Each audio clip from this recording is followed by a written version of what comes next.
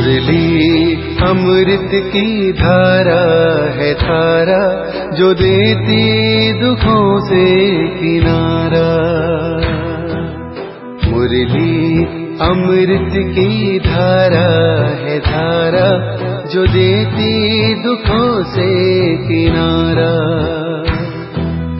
भूले जीवन में हो जाए शिव बाबा मुरली में समझाए। ओम शांति। आज की तारीख है 10 जनवरी 2022 की साकार मुरली। बाबा के महावाक्य। मीठे बच्चे, श्रीमत पर तुम्हें सबकी रूहानी खातरी करनी है। खुशी की खुराक खाना और खिलाना, यही है सच्ची खातरी करना। प्रश्न: ज्ञान में स्पिरिचुअलिटी का जौहर भरने की विधि क्या है? उसमें कौन कौन से फायदे होंगे? उत्तर: जब किसी को भी ज्ञान सुनाते हो तो आत्मा समझकर आत्मा को ज्ञान दो। इससे स्पिरिचुअलिटी का जौहर भर जाएगा।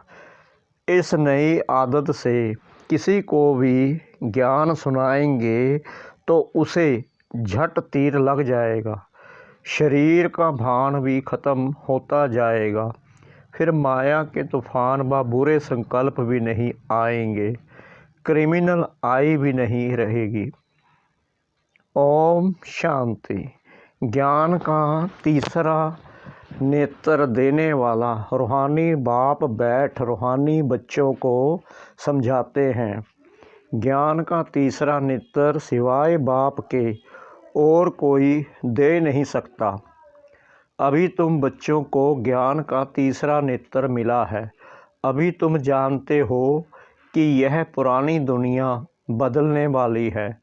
बेचारे मनुष्य नहीं जानते कि कौन बदलाने वाला है और कैसे बदलाते हैं, क्योंकि उन्हों को ज्ञान का तीसरा नेत्र ही नहीं है। तुम बच्चों को अभी ज्ञान का तीसरा नेत्र मिला है, जिससे तुम सृष्टि के आदि मध्य अंत को जान गए हो। यह है ज्ञान की स्क्रीन का एक बूंद भी कितना मीठा होता है। ज्ञान का भी एक ही अक्षर है, मन मना भव। यह अक्षर सभी से कितना मीठा है। अपने को आत्मा समझ और बाप को याद करो। बाप शांति धाम और सुख धाम का रास्ता बता रहे हैं। बाप आए हैं बच्चों को स्वर्ग का बरसा देने, तो बच्चों को कितनी खुशी रहनी चाहिए। कहते भी हैं खुशी जैसी खुराक नहीं। जो सदैव खुशी मौज में रहते हैं उनके लिए वह जैसे खुराक होती है 21 जन्म मौज में रहने की, यह ज़बरदस्त खुराक है। यह खुराक सदैव एक दो को खिलाते रहो। एक दो की ज़बरदस्त खातरी यह करनी है। ऐसी खातरी और कोई मनुष्य की कर ना सके। तुम बच्चे श्रीमत पर सभी की रूहानी खातरी करते हो।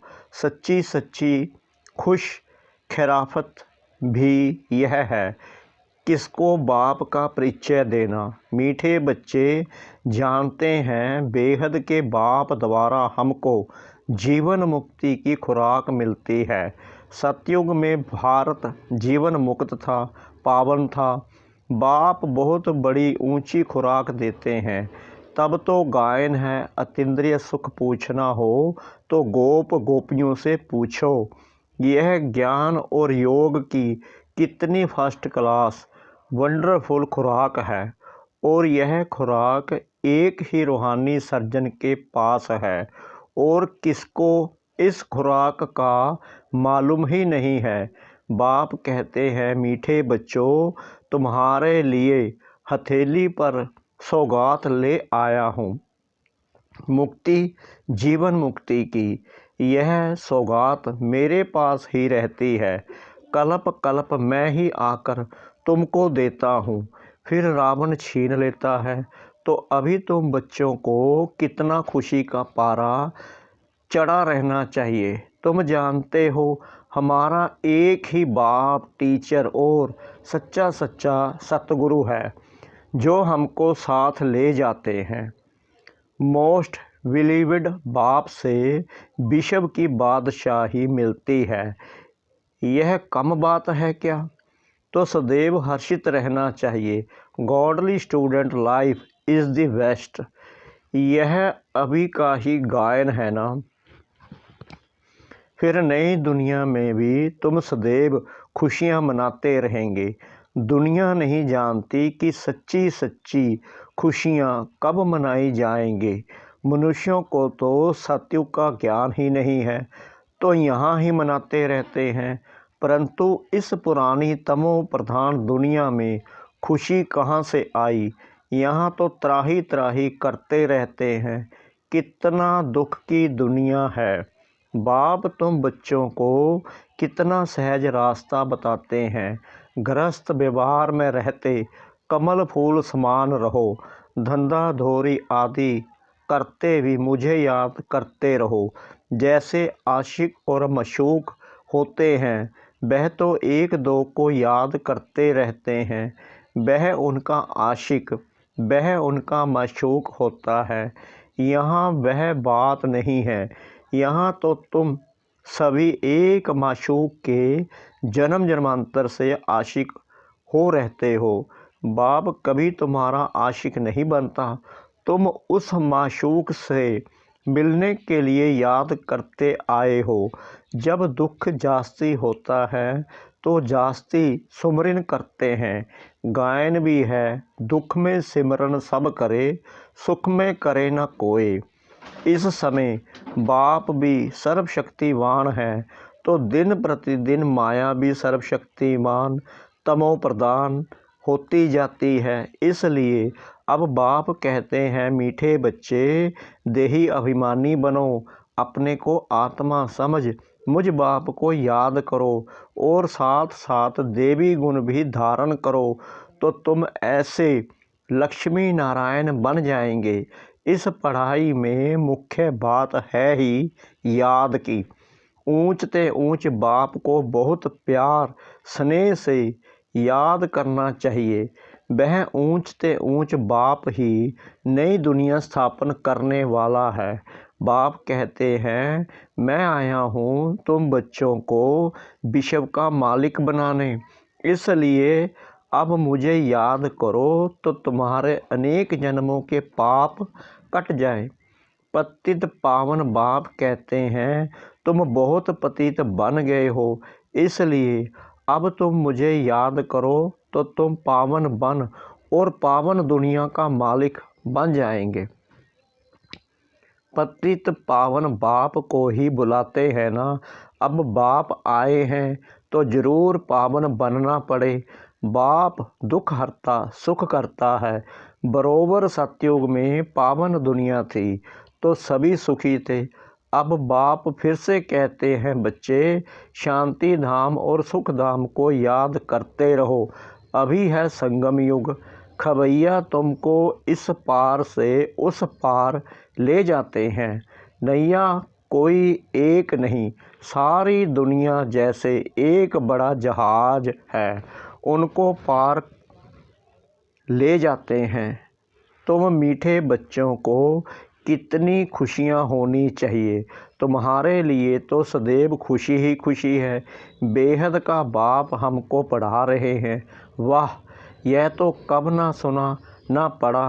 भगवानुवाच, मैं तुम रूहानी बच्चों को राजयोग सिखा रहा हूँ, तो पूरी रीति सीखना चाहिए, धारणा करनी चाहिए, पूरी रीति पढ़ना चाहिए। पढ़ाई में नंबर वार तो सदैव होते ही हैं। अपने को देखना चाहिए, मैं उत्तम हूँ, माध्यम हूँ, व कनिष्ठ हूँ। बाप कहते हैं, अपने को देखो, मैं ऊंच पद पाने के लायक हूँ, रूहानी सर्विस करता हूँ।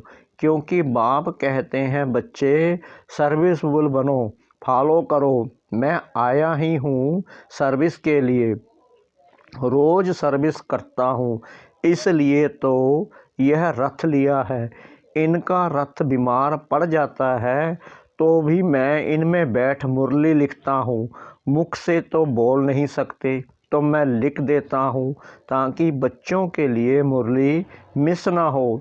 तो मैं भी सर्विस पर हूँ ना। यह है रूहानी सर्विस। तुम भी बाप की सर्विस में लग जाओ। On God fatherly service. बाप ही तुमको सारे विश्व का मालिक बनाने आए हैं। जो अच्छा पुरुषार्थ करते हैं उनको महावीर कहा जाता है। देखा जाता है कौन महावीर है जो बाबा के डायरेक्शन पर चलते हैं। बाप का फरमान है, अपने को आत्मा समझ भाई भाई देखो, इस शरीर को भूल जाओ। बाबा भी शरीर को नहीं देखते हैं। बाप कहते हैं मैं आत्माओं को देखता हूँ। बाकी यह तो ज्ञान है कि आत्मा शरीर बिगर बोल नहीं सकती। मैं भी इस शरीर में आया हूँ, लोन लिया हुआ है। शरीर के साथ ही आत्मा पढ़ सकती है। बाबा की बैठक यहाँ है। यह है अकाल तख्त। आत्मा अकाल मूर्त है। आत्मा कब छोटी बड़ी नहीं होती है, शरीर छोटा बड़ा होता है। जो भी आत्माएं हैं उन सभी का तख्त यह भ्रकुटी का बीज है। शरीर तो सभी के भिन्न भिन्न होते हैं। किसका अकाल तख्त पुरुष का है, किसका अकाल तख्त स्त्री का है, किसका अकाल तख्त बच्चे का है। बाप बैठ बच्चों को रूहानी ड्रिल सिखलाते हैं। जब कोई से बात करो तो पहले अपने को आत्मा समझो। हम आत्मा फलाने भाई से बात करते हैं, बाप का पैगाम देते हैं कि शिव बाबा को याद करो। याद से ही जंक उतरनी है। सोने में जब अलाएँ पड़ती हैं तो सोने की वैल्यू ही कम हो जाती है। तुम आत्माओं में भी जंक पड़ने से तुम वैल्यूलेस हो गए हो। अब फिर पावन बनना है। तुम आत्माओं को अब ज्ञान का तीसरा नेत्र मिला है। उस नेत्र से अपने भाइयों को देखो। भाई भाई को देखने से कर्मेंद्रियां कब चंचल नहीं होगी। राजभाग लेना है, विश्व का मालिक बनना है तो यह मेहनत करो। भाई भाई समझ सभी को ज्ञान दो तो फिर यह आदत पक्की हो जाएगी। सच्चे सच्चे ब्रदर्स तुम सभी हो। बाप भी ऊपर से आए हैं, तुम भी आए हो। बाप बच्चों सहित सर्विस कर रहे हैं। सर्विस करने की बाप हिम्मत देते हैं। हिम्मते मर्दा तो यह प्रैक्टिस करनी है। मैं आत्मा भाई को पढ़ाता हूँ। आत्मा पढ़ती है ना, इसको स्पिरिचुअल नॉलेज कहा जाता है जो रूहानी बाप से ही मिलती है। संगम पर ही बाप आकर यह नॉलेज देते हैं कि अपने को आत्मा समझो। तुम नंगे आए थे, फिर यहाँ शरीर धारण कर तुमने 84 जन्म पाठ बजाया है। अब फिर वापस चलना है। इसलिए अपने को आत्मा समझ भाई भाई की दृष्टि से देखना है। यह मेहनत करनी है।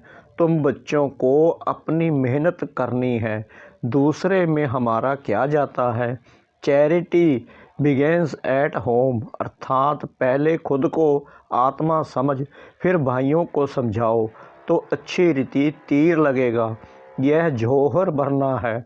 मेहनत करेंगे तभी ऊंच पद पाएंगे।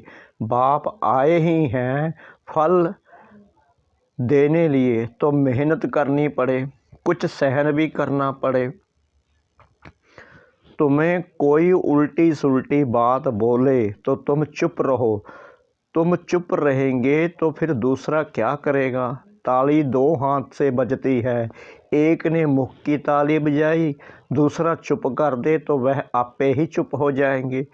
ताली से ताली बजने से आवाज़ हो जाता है। बच्चों को एक दो का कल्याण करना है। बाप समझाते हैं बच्चे सदैव खुशी में रहने चाहते हो तो मन मना भव। अपने को आत्मा समझ बाप को याद करो, आत्माओं तरफ देखो, भाइयों को भी यह नॉलेज दो।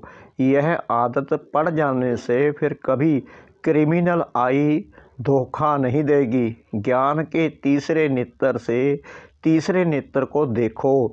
बाबा भी तुम्हारी आत्मा को ही देखते हैं। कोशिश यह करनी है सदैव आत्मा को ही देखें, शरीर को देखे ही नहीं। योग कराते हो तो भी अपने को आत्मा समझ भाइयों को देखते रहेंगे तो सर्विस अच्छी होगी। बाबा ने कहा है भाइयों को समझाओ। भाई सभी बाप से बरसा लेते हैं। यह रूहानी नॉलेज एक ही बार तुम ब्राह्मण बच्चों को मिलती है। तुम ब्राह्मण ही फिर देवता बनने वाले हो। इस संगम युग को थोड़ी छोड़ेंगे, नहीं तो पार कैसे जाएंगे, कूदेंगे थोड़ी। यह वंडरफुल संगम युग है तो बच्चों को रूहानी यात्रा पर रहने की आदत डालनी है। तुम्हारे ही फायदे की बात है। बाप की शिक्षा भाइयों को देनी है। बाप कहते हैं मैं तुम आत्मा को ज्ञान दे रहा हूँ, आत्मा को ही देखता हूँ। मनुष्य मनुष्य से बात करेगा तो उनके मुंह को देखेगा ना। तुम आत्मा से बात करते हो तो आत्मा को ही देखना है। भल शरीर द्वारा ज्ञान देते हो परंतु इसमें शरीर का भान तोड़ना होता है। तुम्हारी आत्मा समझती है परमात्मा बाप हमको ज्ञान दे रहे हैं। बाप भी कहते हैं आत्माओं को देखता हूँ, आत्माएं भी कहती हैं हम परमात्मा बाप को देख रहे हैं, उनसे नॉलेज ले रहे हैं। तुमको कहा जाता है स्पिरिचुअल ज्ञान की लेन देन आत्मा की आत्मा के साथ, आत्मा में ही ज्ञान है, आत्मा को ही ज्ञान देना है। यह जैसे जौहर है, तुम्हारे ज्ञान में यह जौहर भर जाएगा तो किसको भी समझाने से झट तीर लग जाएगा। बाप कहते हैं प्रैक्टिस करके देखो तीर लगता है या नहीं। यह नई आदत डालनी है तो फिर शरीर का भार निकल जाएगा। माया के तूफान कम आएंगे, बुरे संकल्प नहीं आएंगे, क्रिमिनल आई भी नहीं रहेगी। हम आत्मा ने 84 का चक्कर लगाया, अब नाटक पूरा होता है। अब बाबा को याद में रहना है। याद से ही तमो प्रधान से सतो प्रधान बन सतो प्रधान दुनिया के मालिक बन जाएंगे। कितना सहज है। बाप जानते हैं बच्चों को यह शिक्षा देना भी मेरा पाठ है। कोई नई बात नहीं। हर 5000 वर्ष बाद हमको आना होता है। मैं बंदाईमान हूँ, बच्चों को बैठ समझाता हूँ। मीठे बच्चे रूहानी याद की यात्रा में रहो तो अंत मते सो गते हो जाएगी। यह अंत काल है ना। माम एकम याद करो तो तुम्हारी सदगति हो जाएगी। याद की यात्रा से पाया मजबूत हो जाएगा। यह देही अभिमानी बनने की शिक्षा एक ही बार तुम बच्चों को मिलती है। कितना वंडरफुल ज्ञान है। बाबा वंडरफुल है तो बाबा का ज्ञान भी वंडरफुल है। कब कोई बता ना सके। अभी वापस चलना है। इसलिए बाप कहते हैं मीठे बच्चों यह प्रैक्टिस करो। अपने को आत्मा समझ आत्मा को ज्ञान दो। तीसरे नेत्र से भाई भाई को देखना है। यही बड़ी मेहनत है। अच्छा मीठे मीठे सिकला दे बच्चों प्रति माता पिता बाप दादा का याद प्यार और गुड मॉर्निंग। रूहानी बाप की रूहानी बच्चों को नमस्ते। हम रूहानी बच्चों की रूहानी बाप दादा को श्रद्धा भरी प्रेम भरी नमस्ते। शुक्रिया बाबा, शुक्रिया बाबा, शुक्रिया बाबा इस मीठी मुरली के लिए। धारणा के लिए मुख्य सार नंबर 1, ज्ञान के तीसरे नेत्र से आत्मा को देखने का अभ्यास करना है।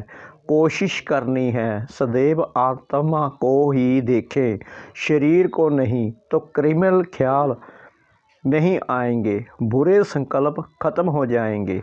नंबर 2, ताली दो हाथ से बजती है, इसलिए जब तुम्हें कोई उल्टी सुल्टी बात बोले तो तुम चुप रहो। अगर तुम चुप रहेंगे तो दूसरा आपे ही चुप हो जाएगा।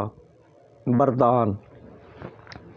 ब्रह्मा बाप के प्यार का प्रैक्टिकल सबूत देने वाले सपूत और समान भव। यदि कहते हो कि ब्रह्मा बाप से हमारा बहुत प्यार है, तो प्यार की निशानी है जिससे बाप का प्यार रहा उससे प्यार हो। जो भी कर्म करो, कर्म के पहले, बोल के पहले, संकल्प के पहले चेक करो कि यह ब्रह्मा बाप को प्रिय है। ब्रह्मा बाप की विशेषता विशेष यही रही, जो सोचा वह किया, जो कहा वह किया। अपोजिशन होते भी सदा अपनी पोजीशन पर सेट रहे, तो प्यार का प्रैक्टिकल सबूत देना अर्थात फादर कर सपूत और समान बनना। स्लोगन। खुश नसीब आत्मा वह है जिसके संकल्प में भी दुख की लहर नहीं आती। खुश नसीब आत्मा वह है जिसके संकल्प में भी दुख की लहर नहीं आती। लवलीन स्थिति का अनुभव करो। परमात्मा प्यार अखूट है, अटल है, इतना है जो सर्व को प्राप्त हो सकता है। लेकिन परमात्मा प्यार प्राप्त करने की विधि है न्यारा बनना। जितना न्यारा बनेंगे उतना परमात्मा प्यार का अधिकार प्राप्त होगा। ऐसी न्यारी प्यारी आत्माएं ही लवलीन स्थिति का अनुभव कर सकती हैं। ओम शांति।